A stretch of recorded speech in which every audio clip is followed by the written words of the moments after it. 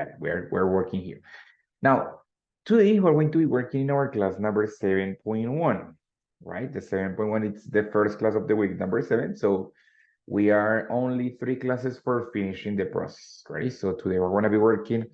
This class, I like it because it's like a closure of the process, because it has to be done, something that we normally don't like, but it's something that it's necessarily has to be done, right?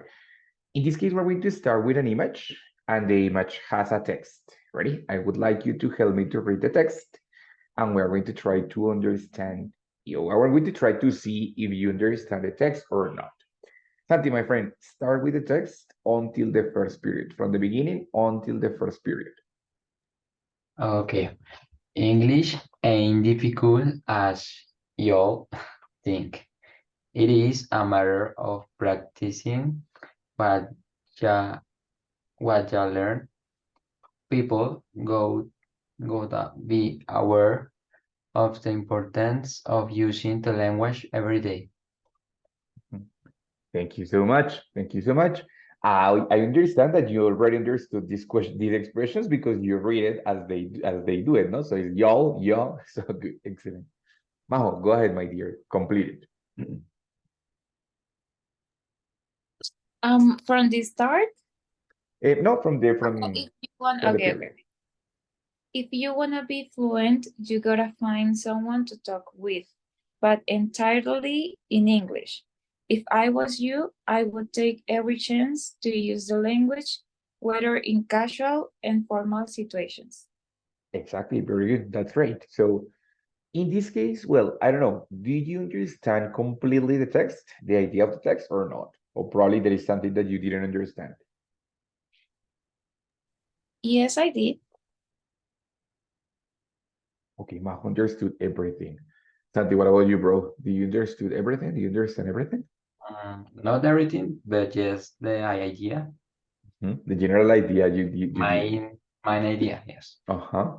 Okay, very good. So that was the thing, that in this case, the idea is pretty clear. The idea is that the English is not that difficult and that you have to practice every day, you know? But here, when you start reading the expressions, you notice that there are some expressions that are strange, no? For example, they say English ain't, and then we have like a negation, apostrophe, and contraction, but we say ain't. What is the meaning of ain't? Do you know what is the meaning of ain't? Like it's not. Like it's not, right? And then we say like, pero entonces, porque si está is not, why don't you use is not instead of using ain't, no? So that's the thing. Or for example, here we continue, and then we find another contraction, which is y'all. What is the meaning of y'all? You. Yeah.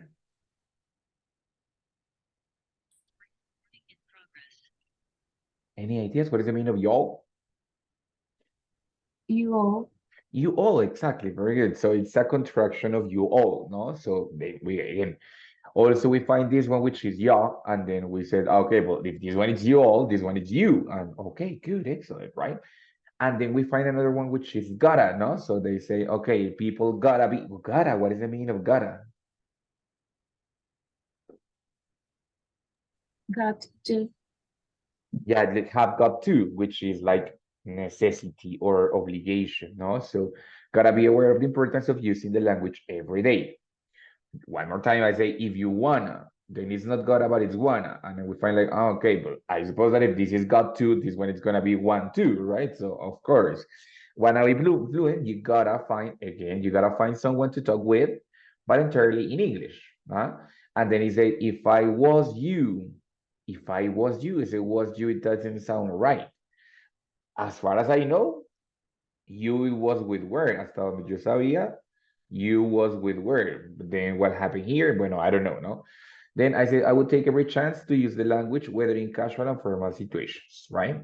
So what do you think? Why do we have to use these kind of expressions that we find like gotta, ain't, y'all, yeah, wanna? Why do we have to use these kind of expressions? It's like because the text is incorrect, or why we have to use these kind of expressions?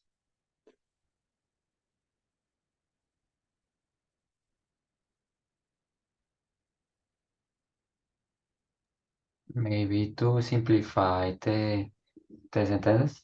Exactly like that. Maybe, yeah, that's exactly why we have to do that. It's a simplification of the language, right? So when we work with this kind of expressions, we know that we're talking about an informal register, not something which is informal. Of course, when you don't talk to no say in your work and you just say like, "Ah, okay, pues jefe, pa que me entienda," no, you're not going to say that because that is not a formal expression. We have formal and informal sentences, right? And then in this case, we're going to have to register. We're going to have when we talk about the formal register, it's called the standard English.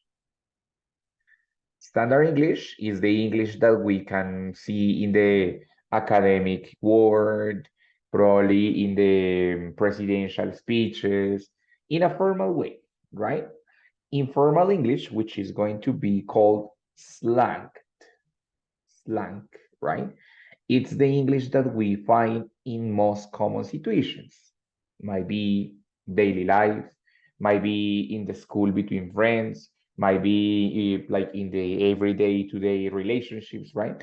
So we're going to have to find this kind of two registers, the formal and the informal. The formal is called standard English, and the informal is called slang, right?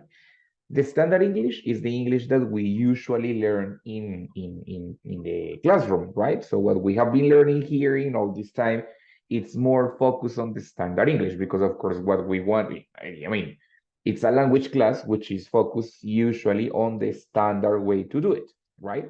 Why? Because the standard English is worldwide. What is the meaning of worldwide? Do you remember what is the meaning of worldwide? It's like a web. Hi, teacher. I came back. Hey, don't worry, I come relax. back. It's like a what, sorry? Web, like internet. It has to do with, I mean, when we It's say kind of. www is World Wide Web, ready? But worldwide, it means other thing. Worldwide, it means it has another meaning. Any idea what it's supposed to mean? Like global? Like Exactly. It's like a global thing. It means all around the world. When we talk about the standard English, in all the world, the standard English is the same, right? It's like the standard Spanish. If you speak Spanish standard, like in a formal context, with a person from Ecuador, with a person from Venezuela, with a person from Spain, even, we're going to find usually 99% it's the same language and it's understandable. Yes, because the standard English, which is the formal one, it's worldwide.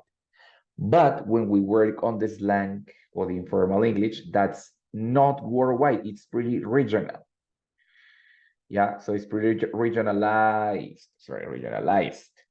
Ready? It means that the slang in United States and even inside the United States is not the same.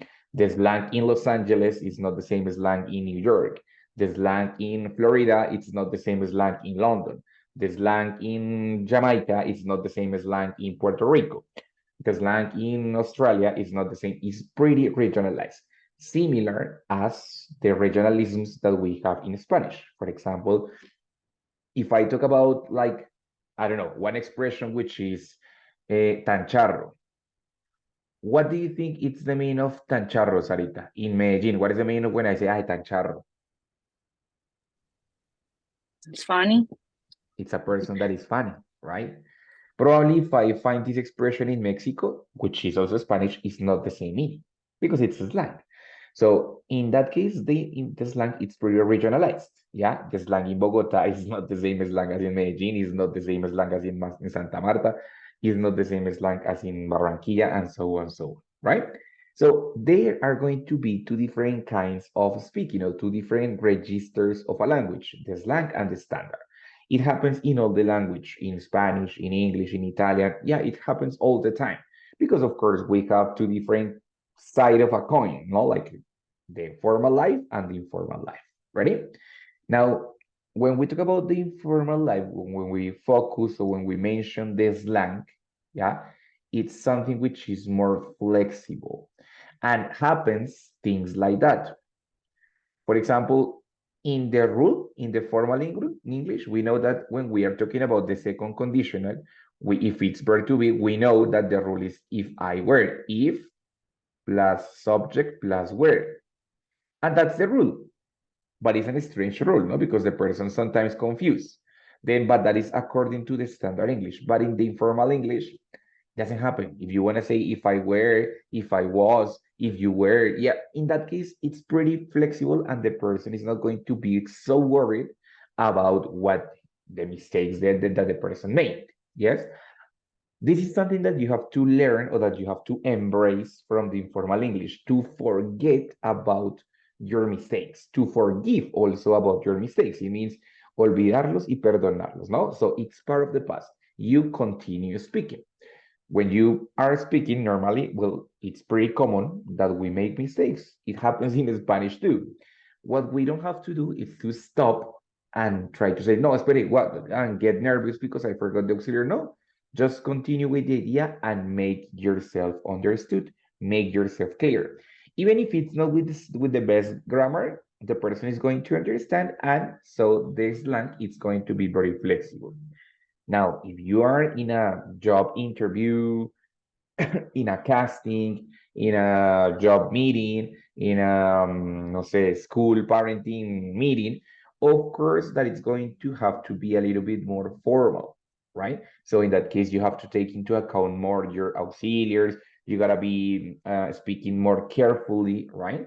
So that's why we have two different kinds of register, depending the situation of the life. But it's very important that you learn to forgive and forget all your mistakes, so you don't get so affected by the mistakes that you make. Okay, guys, this is more or less like a closure of the final of the process of learning a second language. Questions about it? Is it clear more or less the message here?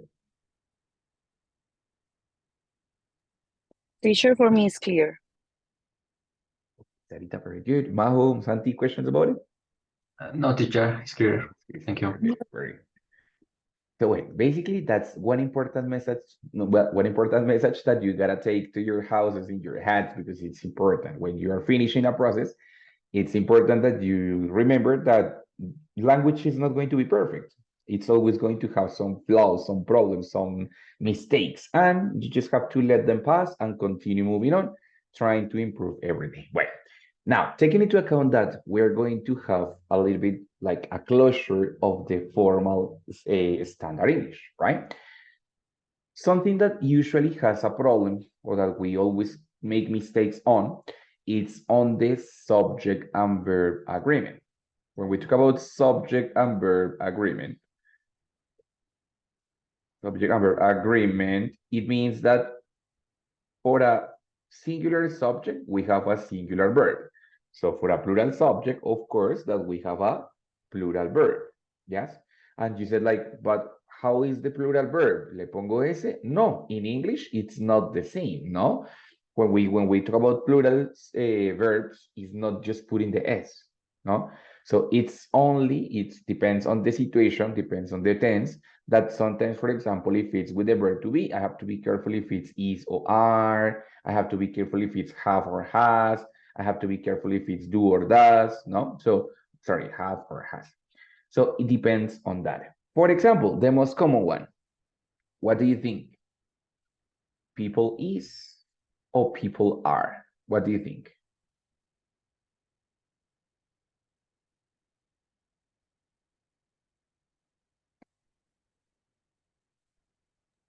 Are, no? Yeah, very good. Yeah, but according to the rule, we normally say the people are, because it's personas, right? But for example, for the people who speak Spanish, it means all of us, we speak Spanish, we have the expression gente. Gente, it's an expression which, despite it is plural, because it has the conception of many people, right? You cannot count it. You don't say una gente, dos gentes, no? You have, it's not countable. So in that case, it's going to be la gente es. And then we try to confuse it with people is. But no, yeah, it's because we speak Spanish. But imagine that people don't speak Spanish. They don't have the perception of gente. They always have people of personas, right? So in that case, people are. That's the one that we have, right? Once again, my family is, of my family are? What do you think?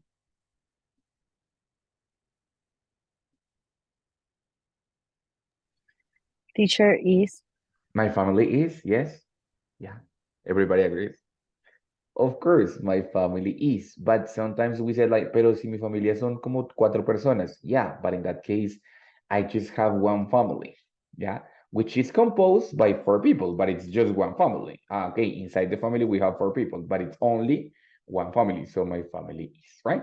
So that, believe it or not, it's one of the most common problems that we have in English, right? Because sometimes the people forget about, or just like get distracted and don't pay much attention if the subject is plural or singular, right? So taking into account that, we're going to find different kinds of subjects that we probably have.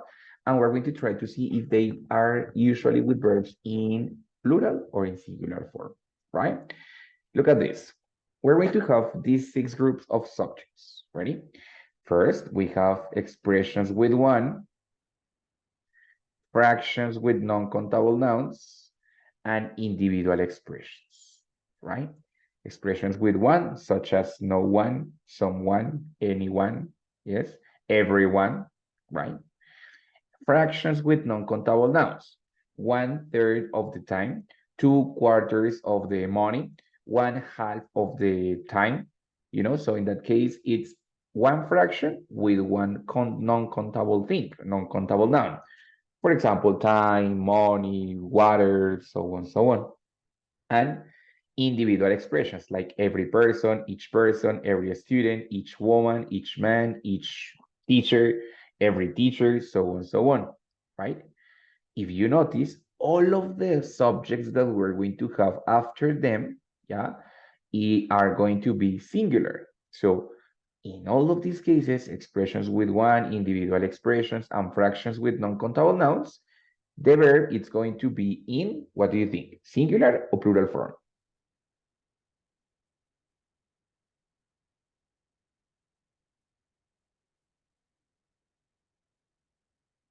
What would you say? Singular or plural? Singular teacher, I think, because it's individual. Exactly, singular because it's individual, and when it's plural, it's anyway non-countable. So it's going to be singular, right? For example, no one is working. Someone has improved. Anyone answered. Yes, so like singular verbs. Yes, each person has to work. 2/4 of the money is mine. Yes, 2/4 of the money is mine, right? So in that case, the idea is to include singular verbs because all of them are singular expressions, or the ones that are like plural, anyway, they count with non-countable nouns. Ready? So singular verbs. Now we have others, which are, wait a second here, fractions with countable nouns. Ready? Fractions with countable nouns. 1/3 of the one-third of the days, 2/4 of the students, 1/2 of the, I don't know, let's say 1/2 of the people, 1/2 of the grades. Yeah. In that case, since the noun is countable, grades, people, dollars, days, so on, then we're going to have a plural noun, a plural verb, sorry. 1/3 of the students have to recover the grades, for example. No? So 2/4 of the dollars are destined for charity, for example, right? So in that case, this one is going to have a plural noun, a plural verb, yes? And finally, we're going to have the other ones, which are collective nouns, such as every one of, each of, majority of, or the minority of. They can be expressed with plural or singular nouns. For example, every one of the students, plural, of course, right? But if I say the minority of the population, sorry, the population is not countable, so it's going to be singular, right? So in these expressions and in these quantifiers, depends on the noun that we have after. For example, if we say sometime, sometime, it's going to be singular because the noun it's not countable, right? But for example, here, if we have every one of the students, it's countable, so then it's going to be plural the verb, right? With the same expression, I can have both. For example, if I say a majority of women are, I don't know, are professionals. Are, because of course it's a countable noun, women. But if I say, for example, the majority of time is dedicated to no sé qué, right? Why is? Because in that case, time is not countable, but it's after the same expression, but the difference then is going to be the noun, right? What do you think? Easy questions?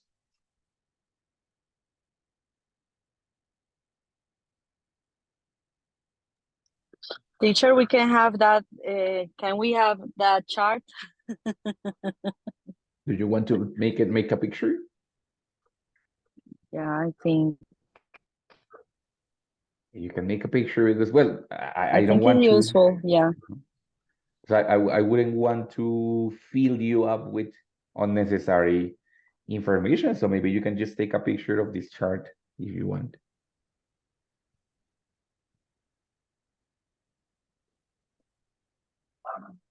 Okay, I did it. Ready? Yes, good.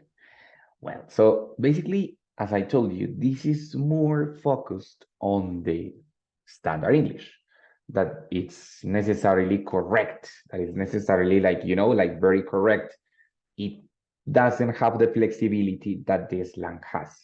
In the slang, probably we're not going to find this kind of problems. Of course, in the slang, we can say no one is or no one have, and nothing is going to happen. Yeah, it's not a problem. Of course, it's not going to sound the best, but the other person is going to understand. So it's not going to even pay attention. But this is more focused for the formal and for the standard English, for the standard situations. Ready? Then it's important that we expand a little bit the vocabulary, and we have, for example, the collective nouns, no? Collective nouns, which are nouns that express that they make, for example, countable the things that are not countable. They give like a quantity, for example, when we have actors, yes, so we said, and then we might want to mention like a group of actors, a cast of actors, a galaxy of beauties, like a choir of singers. Like it's talking about the group of those kind of nouns, right? Especially, for example, if we have non-countable nouns, such as, for example, soda, milk, tea, rice, milk, yes, they are going to be useful. In this case, not so much, because all of these are countable. Now, beauties, judges, librarians, stuff.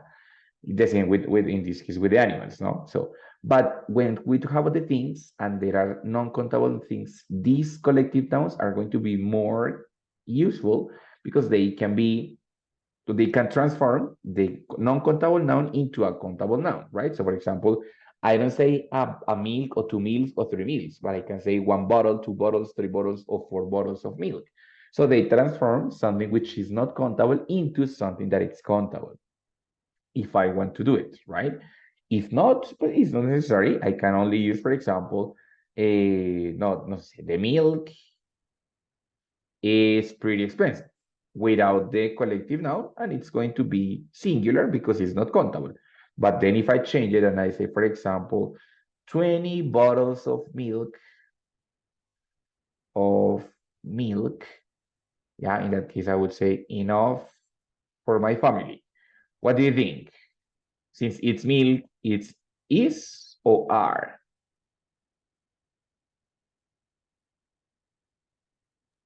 Are. Are, just because I added the collective noun of bottles of milk. So it's changed just because of the collective noun, right? So one thing is having the non-countable noun alone, or another one with the recipients or with the measurements that can help me to transform that. Ready? So in general terms, guys, it's very simple. You just have to remember or be careful if the sentence is plural or singular, if the subject sentence is plural or singular, and you can analyze it simply, but well, I just gave you some tips so you can be more sure about it. Ready? For example, how many people, sorry, how many people in your family speak English? How many people in your family speak English?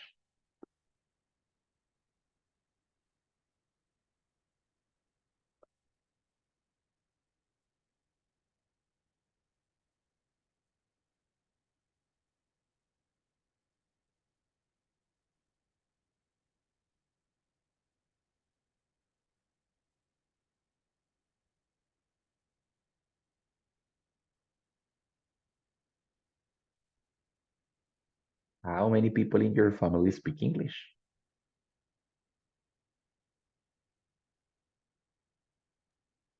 Usually in my family, no one. No one what? Any person, any Is the same. No one or any person. But okay, what happened? no one. My family speak English. Speak English. But Santi, no one is an expression which is individual. So what would you say? No one?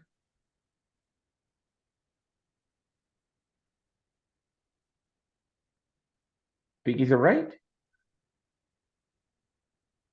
Also, no one is wrong.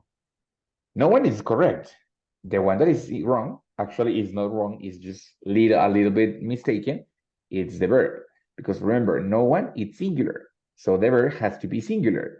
And how is the singular verb? Speaks, right? So no one speaks English in my family. Or any person speaks English in my family. Ready? Okay. Yes. Very Yes. good. Yes. Majo, Sarita, how many people speak English in your family?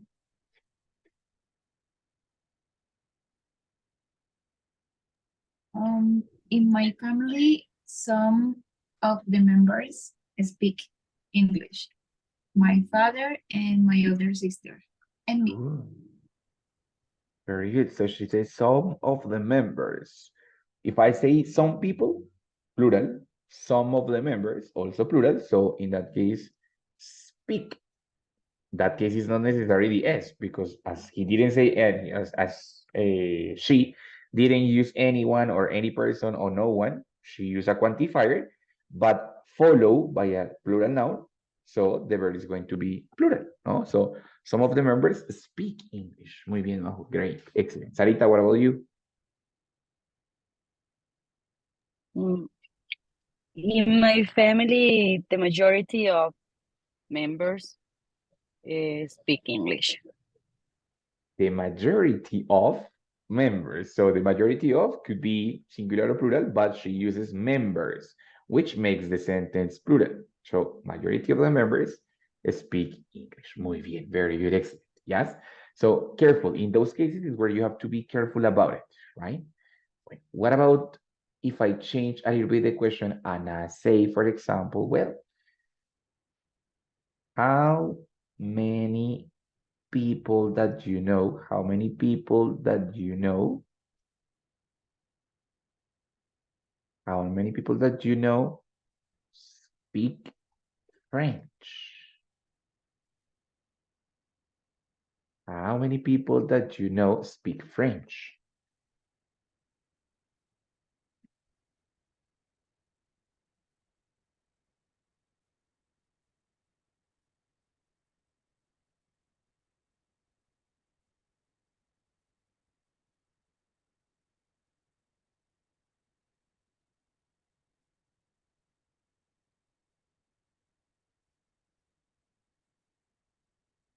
Any idea? Someone or no one, maybe? Teacher, I just know one people who knows French. speak Okay. French. In that case, you would say that only one what, sorry? Only one People, person, because it's only one, right? So a person, yeah. only one person Knows French. French. And Sarita, very good, uses the S, no? But it's only one person, so it's knows French. Very good. Uh-huh. What about the other guys? Do you know anyone or no one?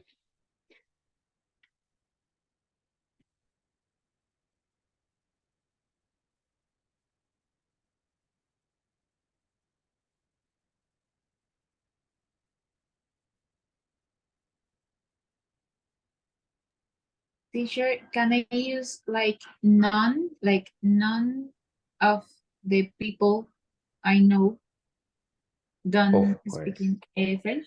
Exactly. So well, in that case, none of the people or none of the persons, yes, like no, none of the people speak French. Ready? None, it's a contraction, of course, of no one. It's basically the same. None of the people speak French. That's it. Muy bien. Excellent, right? Then I'm going to make a final change and I say, okay, how many people that you know speak Spanish?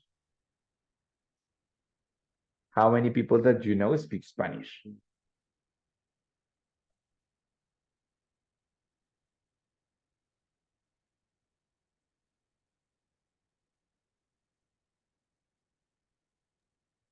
The majority of the people I know speak or Yes. speak Spanish. Exactly, very good. Well, in that case, if you continue to use people, speak, right, normally. But what about if I say, for example, wait, let me just here. In my case, for example, the majority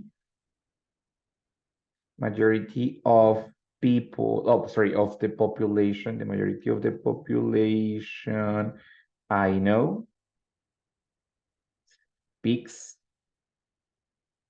English, right? The majority of the population that I know speaks English. Why speaks? Because population is not countable. But if you continue to use people, relax. It's going to be always plural, so no problem, right? So majority of population I know speaks English, right? So of course, that's my view. So that's what I do. Mr. Very good. Anybody else? How many people that you know speak English?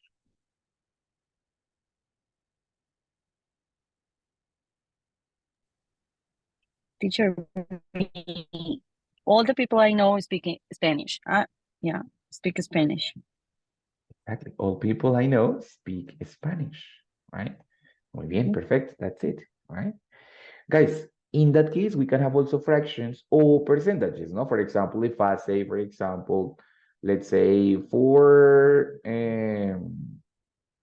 4/5 of people, 4/5, yes, of people, oh, sorry, of the population, yes, 4/5 of the population, my God, of the population speaks Spanish, right? Because it's population, it's anyway not countable, so doesn't matter. Or what we would say, for example, 90% of the population speaks Spanish, right? That if I say people, okay, anyway, I'm gonna be using plural. So it's only like a reminder. This is only like a reminder of how strict can be the standard English and how flexible can be the slang English. But at the same time, how confusing can it be? Why? Because of the regionalisms that we talked about before.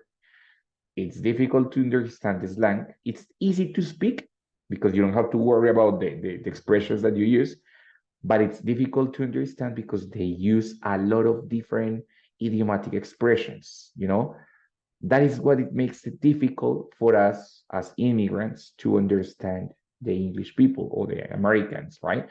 Because of the modism or the idioms that they use, which make the language difficult to understand, right?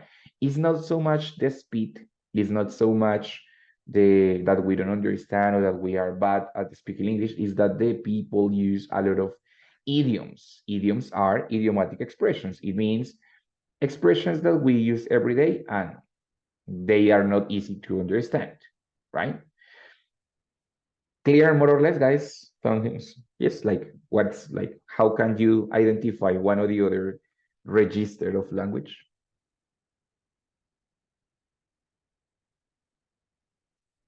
Yes, more or less.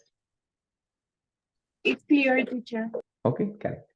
Now, for finishing with that, we're going to work on something that it's also very characteristic of the spoken English and especially of the slang spoken English, which is the compound adjectives. Compound adjectives. Actually, compound words, no? But in that case, we focus on compound adjectives. Could you please remind me what's the meaning of traffic?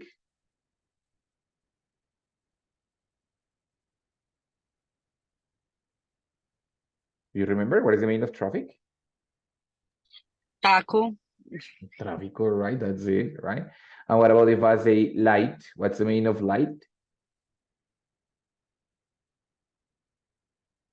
Luz, right? So, but if we put the two words together and we have traffic light, what is the meaning of that? Semáforo. Semáforo. So when we work or when we put two words together to create a new one, it's going to be a compound adjective, a compound word, right? We can have, for example, traffic light and it's semáforo, but if we find a street light, what is the meaning of a street light? Do you remember?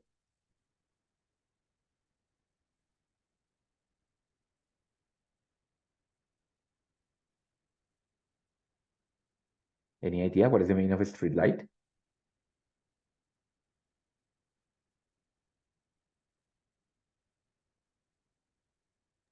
It's kind of alumbrado.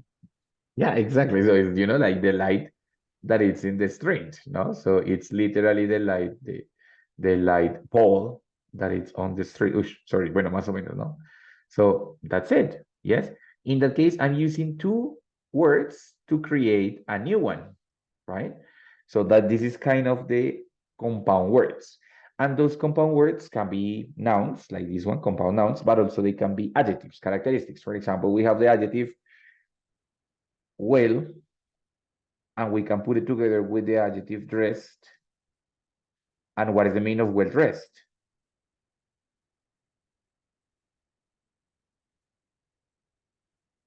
Like bien vestido. Exactly. So it's a combination of two words which combine, they create a new one. And in that case, it's a characteristic, no? So a person that is wearing like a tie and a t-shirt and a blazer or something like that, no? Like well dressed, right? It's a characteristic that is created with two different words. Now, this is pretty common here, right? We're going to have four questions. Let's read them and let's try to find what is the compound adjective there. Sarita, read the first question over here. Have you ever been heartbroken? Have you ever been Yeah. heartbroken? Very good. So what is the meaning of, oh, well, what is the compound adjective here? Heartbroken. Heartbroken. And what's the meaning of heartbroken? Despechada. Exactly. So have you ever been heartbroken? Yeah, I have been a lot of times. Yeah, we all have been heartbroken many times, no? Yeah, many times. Okay, very good. So, I was going to ask you something else. Oh, well, next question, Santi, please. And do you think those feelings were windswept? Windswept. Very good. What is the compound word here or the compound adjective here? Hmm.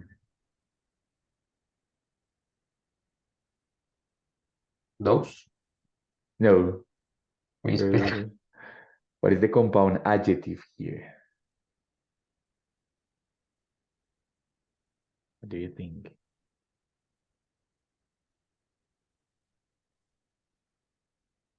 I think it's wine and swept, but I don't know what is a swept. Like wine is viento, but I don't know a swept. Like the two words together, don't know. Sweep is the action of you know, the action of cleaning with a Okay, so swept is like the past from sweep. sweep is Ah, the okay, past of swept. It happens something similar to the example of well dressed. It's an adjective with a past participle. In that case, when I say windswept, it is something what we call se lo llevó el viento, no? So in that case, it's something that the wind cleaned, no? So it's swept by the wind. So when I say, do you think that those feelings were windswept? It means something that it was like, how do you say that? Temporary, right? Like it passed, it already passed. So do you think those feelings were windswept? Yes or no?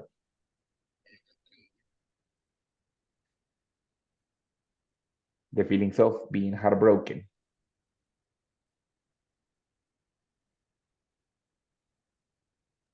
What? When I say, well, the question, the previous uh, question was if you have ever been heartbroken, right? So you said, yes, I have. Okay. Now, do you think that those feelings, those sad and depressive feelings were windswept or are they still on your body? No. For me, yes. I was heartbroken like 1 year ago, Uh-huh. and I think that the feelings were already windswept. Exactly. So those feelings were already windswept on. They already passed. That's it. No. So one more time, it's a expression compound, which is going to show me like, yeah, pues it has happens in this way, right? Muy bien. Now, Majo, question number 3, my dear. How did you get back to be high spirit? How did you get to be? How did you get back to be high spirited? Well, of course, get back, it means como volver a, you know, so to be high spirited. In this case, it's easy to recognize the compound word because it has a hyphen, no? Hyphen, it means guion. So it has a hyphen, so I know that the compound word is high spirited. What do you think that it's the meaning of high spirited? What might be that?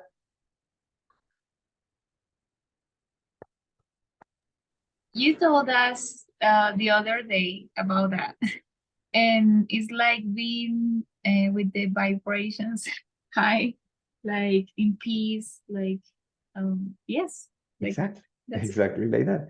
So it's having your spirit high. It means feeling in peace, feeling happy, feeling relaxed, no? So how did you get to be back high spirit? How did you get back to be high spirit? I mean, how did you recover your own peace after being heartbroken? What did you do?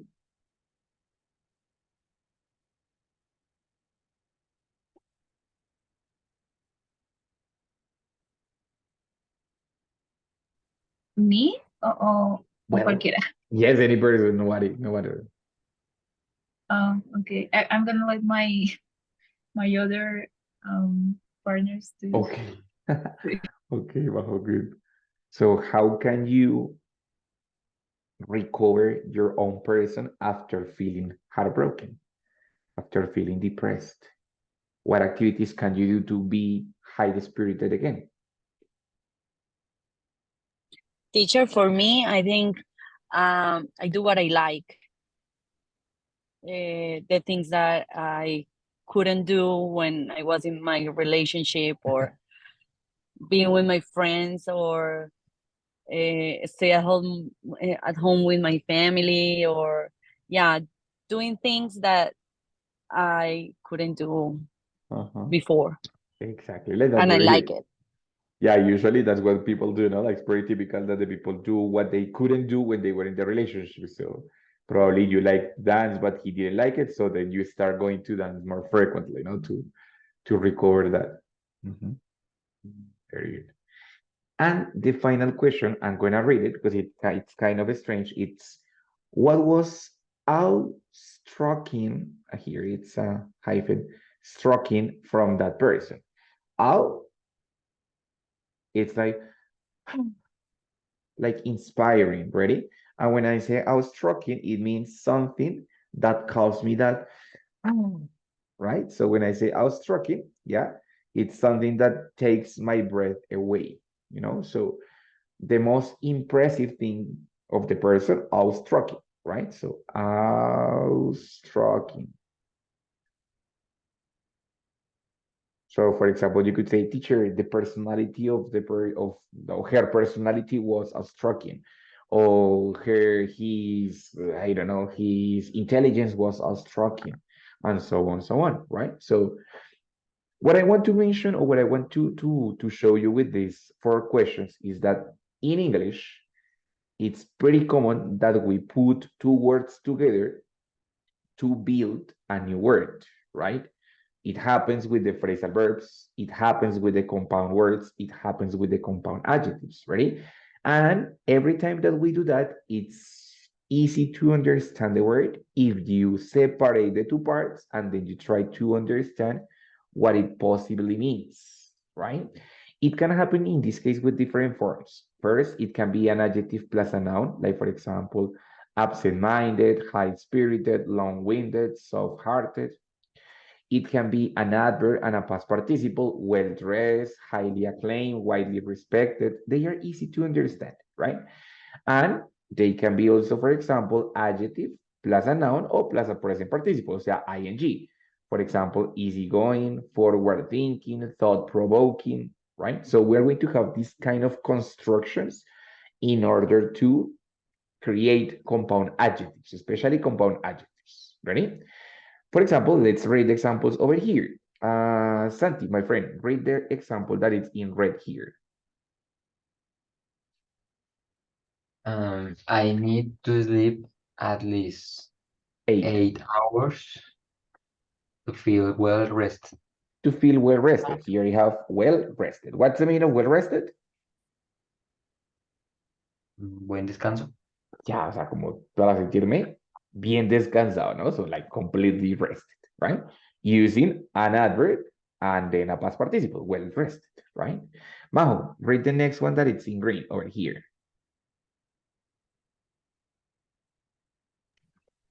He has always wanted to be more soft. Hearted, more soft. sorry. Heart. Okay. Like the corazón blando. More sensitive, like more that. empathical, no? Exactly, good. And it's easy to understand, just separating the 2 different parts, right? And Sarita, the last one.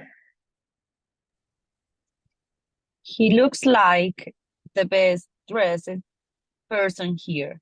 The best dressed. So what do you think is the best dressed? Good looking.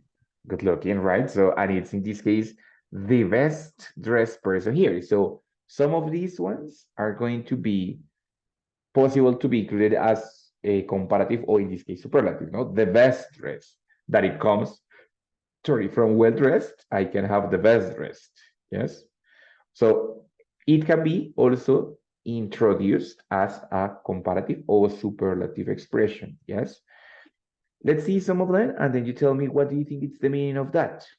For example, when we talk about newly, I found it, I lost it. Newly found, newly found, newly found, newly found. Here, new found, right?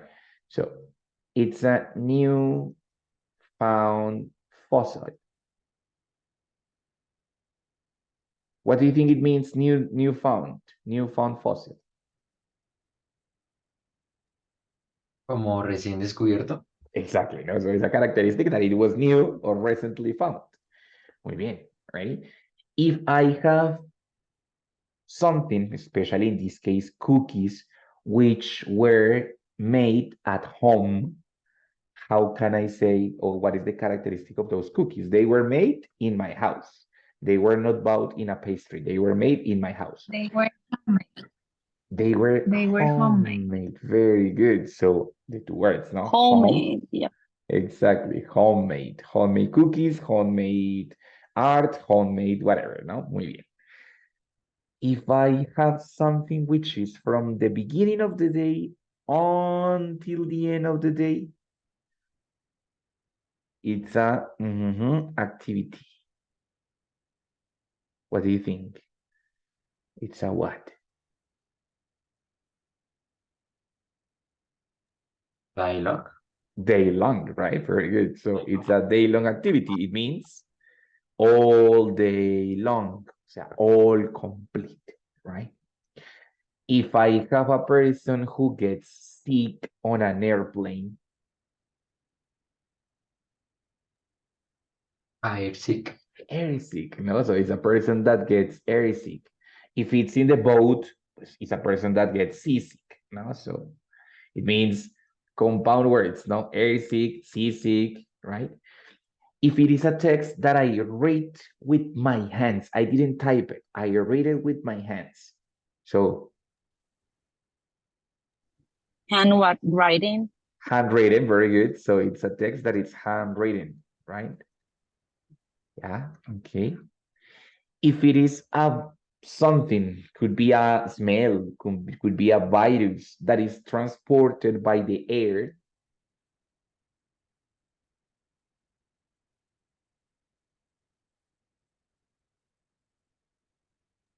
Airborne. Airborne, right? So it's something which moves through the air. So in that case, as you can see, guys, we're going to have a very big vocabulary, but this vocabulary is easy to support or it's easy to Teacher, understand. Yes, question. teacher, like airborne in Spanish, what would it be? Like, I don't Some catch of these ones don't have translation into Spanish, but I mean in a single word, no? But it's like, yeah, I don't know how to translate it into Spanish. I mean, in a word, Like, I would. a sentence in English, Sorry, honey. like an example in English too.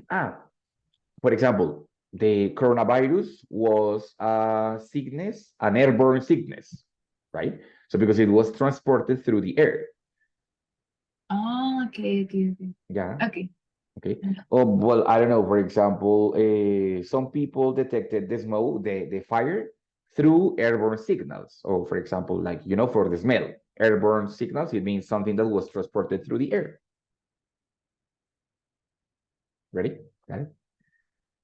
Okay, thank you. So the idea here is that, well, the vocabulary, it's so extensive. You know that it's so extensive, but, well, when you start finding these kind of words that they have like hyphens, right? Or too long words, usually they're going to be words which are composed. In which case, what you have to do is simply just try to separate the two parts and try to understand it. If it's too difficult to understand, but usually they are easy to understand on the same context, no? So, heartbroken, ya lo saben. Handmade, also similar to handwritten, but something that you did with your hands. Bloodstained, something which is like, manchado de sangre, stonebird, windswept, waterlogged, well, so on, so on, so on. It's easy to understand if you separate the two different parts, right? So guys, well, basically this class, it's like a invitation for you to be really open with the English part, that it's not only what we study on the classroom, that it's much more beyond. Well, but the things that we study in the classroom, it's a minimal part of the language. It's like the basis, but you have to start building up over those bases, right? So it's like an invitation because actually this is our almost last week of class. So the idea is that you start getting that motivation to create your own language on your own, independently of the class, independently of the platform, blah, blah. So you can start building up your language by yourself. Ready? Because your language is going to depend on what you do, on your profession, on your likes and dislikes, on so many things. So that's why you have to do it on your own. Ready? But that's like an invitation to do it as relaxed and as pleasant, pleasant, like placentero, as you can. Ready? Because that's an important factor there, that if you enjoy it, it's going to be easier to learn, right? So, but that was it for today. See you on Thursday, Friday, no, Wednesday? Thursday. Thursday. Teacher, I think, yeah, Thursday. Exactly. Thank you, my dear Sara. So in that case, guys, see you on Thursday. Nothing. Have a good night. Enjoy time. Start completing the activities. Remember that we're going to finish your time on platform finishes on October the 17th. Okay, so for you to remember. Teacher, I am gonna do tonight the checkpoint of the week 4. Can you please send me like an audio Well, the same that I always ask to Mhm. you. Yeah, Like but Majo, to, could you please do me a favor? Could you please send me a picture of the two exercises because I don't remember which one is that. okay. Ready? So send me Yes. a picture and I do that. Okay, I will send you the audio. Okay, thank you, teacher. Okay, my dear. Bueno, so see you on Thursday. Have a good night, sleep tight, and have a good rest of the week, okay? Thank you, teacher. Bye, see you Bye-bye. later. Bye-bye, Santi. Bye, teacher. Thank you. Good Bye, night. see you soon, bro.